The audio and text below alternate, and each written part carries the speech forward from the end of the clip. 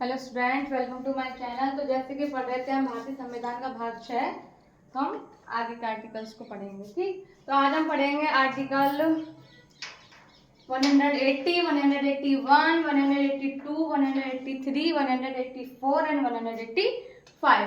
ठीक, तो आज हम इन कुछ 5 आर्टिकल्स को कंप्लीट करेंगे। देखते हैं इसमें क्या दिया गया है। तो 180 में क्या दिया गया है, अध्यक्ष और उपाध्यक्ष की शक्ति और कर्तव्य के बारे में चर्चा की गई है। इसमें अध्यक्ष और उपाध्यक्ष की शक्ति के बारे में, जो विधानमंडल के दोनों सदनों का कर्तव्य, दोनों जो मतलब अध्यक्ष और उपाध्यक्ष दोनों है जो अपने कर्तव्यों का निर्वहन करेंगे, दोनों अपने कर्तव्यों का निर्वहन करेंगे जो विधानसभा द्वारा नियमों के अनुसार किया जाएगा। कर्तव्य वो अपने काम जो उन्हें दिया गया है वो विधानसभा के नियमों द्वारा ही वो अपने कर्तव्य का पालन करेंगे। ठीक, इसमें ये बताया गया है तो विधानसभा द्वारा किया गया, और वह किसी भी विधानसभा के कोई भी कार्यवाही में भाग ले सकते हैं। उनको ये अधिकार भी दिया जाता है कि विधानसभा की कार्यवाही में भाग लेने का अधिकार है, लेकिन मतदान का अधिकार, मतदान नहीं करेंगे, वोट देने का अधिकार उन्हें नहीं होगा जब तक कि वह पद पर ना हो। जब तक कि वह पद पर ना हो तो इनको वोट देने का अधिकार नहीं होता है।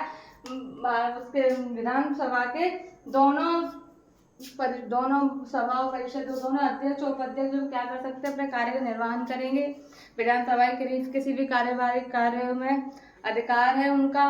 ठीक है, उसमें पार्टिसिपेट कर सकते हैं पर चुनाव नहीं करेंगे। अब आता है आर्टिकल 181। ये क्या देखता है, अध्यक्ष और उपाध्यक्ष का पद छोड़ना। अध्यक्ष और उपाध्यक्ष का पद छोड़ना, जब पद छोड़ना क्या होता है इसमें बताया गया। अध्यक्ष और उपाध्यक्ष पद छोड़ सकते हैं जो उनके द्वारा पत्र द्वारा किया जाएगा। जब तक कि वो पत्र नहीं देंगे, अपने हाथ अपना रजिस्ट्रेशन लेटर नहीं देंगे, तब तक कुछ नहीं होगा। जब तक वो अपना खुद का त्याग पत्र नहीं देते हैं तब तक उनका जो है, उनका त्याग पत्र मतलब कि वो पद नहीं छोड़ सकते हैं। तो उन्हीं के हाथ से जो है दिया जाने वाला त्याग पत्र से ही वो अपना पद छोड़ सकते हैं। अब आता है आर्टिकल 182। ये क्या देता है, विधान परिषद का सभापति और उपसभापति। विधान परिषद की बात कर रहा हूं इसमें, विधान परिषद का सभापति और उपसभापति। विधान परिषद का अपने सदस्यों में एक सभापति और अपने विधान परिषद के जो सदस्य होते हैं उन्हीं सदस्यों में से विधान परिषद जो है एक सभापति एक उपसभापति का चुनाव करता है। ठीक, जिसका कार्यकाल कितना होता है, 5 वर्ष का होता है। तो इसमें वही लिखा गया, सभापति और एक उपसभापति का चुनाव करेंगे। इसका कार्यकाल कितना होगा बेटा, 5 वर्ष का होगा। अब आता है सभापति और उपसभापति का पद का रिक्त होना।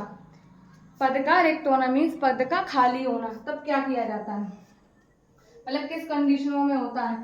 तो इनके दो तीन कंडीशन जो बताए और नॉर्मली वैसी होती हैं कि या तो उनका पद का छोड़ देना, या विधान परिषद द्वारा हटा देना, ठीक है, और या करके या सदस्य विधान परिषद का सदस्य ना होना। ये 3 चीजों में क्या हो सकता है, विधान परिषद उपसभापति और सभापति का क्या हो सकता है, रिक्त हो सकता है। यदि वो विधान परिषद का सदस्य ना हो, पद छोड़ दे, या विधान परिषद द्वारा ही हटा दिया जाए कार्य से पहले। पर ऐसा कार्यकाल 5 वर्ष का है, कार्य से पहले ही उनको हटा दिया जाता है किसी भी कारणवश, तो उनके पद पर क्या आ जाती है, रिक्ति आ जाती है। अगर सभापति हट जाता है तो उपसभापति कार्य करता है, और जब उपसभापति भी नहीं होता, सभापति भी नहीं होता, तो विधान परिषद द्वारा ही वहां से एक व्यक्ति को नियुक्त किया जाता है और वह जो है उस पद को संभालता है। अब आता है आर्टिकल 184। आर्टिकल 184 क्या कहता है,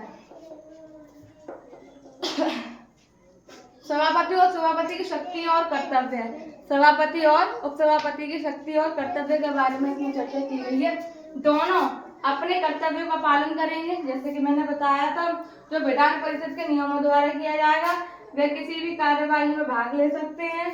ठीक, सभापति जैसे हमारा अध्यक्ष उपाध्यक्ष का था, ऐसे ही सभापति और उपसभापति का भी दोनों कर्तव्य अपने दोनों कर्तव्य का पालन करेंगे, और जो विधान परिषद द्वारा नियमों के अनुसार ही कार्य किया जाएगा।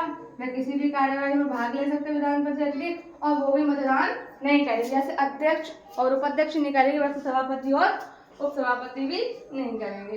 अब आता है विधानमंडल के सदस्यों की अर्हताएं मीन्स योग्यताएं, कि विधान परिषद का सदस्य होने के लिए या विधानमंडल का सदस्य होने के लिए क्या योग्यताएं होनी चाहिए। तो सबसे पहली बात, भारत का नागरिक होना चाहिए। एज लिमिट इसमें दी गई है 25 वर्ष की होनी चाहिए, और उसके बाद यह राज्य की विधानसभा के निर्वाचन होने के योग्य होना चाहिए। ठीक, इन 3 कंडीशनें दी गई हैं, योग्यताएं दी गई हैं बताने के लिए। ठीक, तो आगे की वीडियो जो है हम कल कंटिन्यू करेंगे। आज हमने पढ़ा इन 4 से 5 वीडियोस को, कल हम आगे की वीडियो पढ़ेंगे। जब तक आप नहीं समझ में आए तो मुझे बताइएगा, कमेंट करिएगा। ठीक, थैंक यू।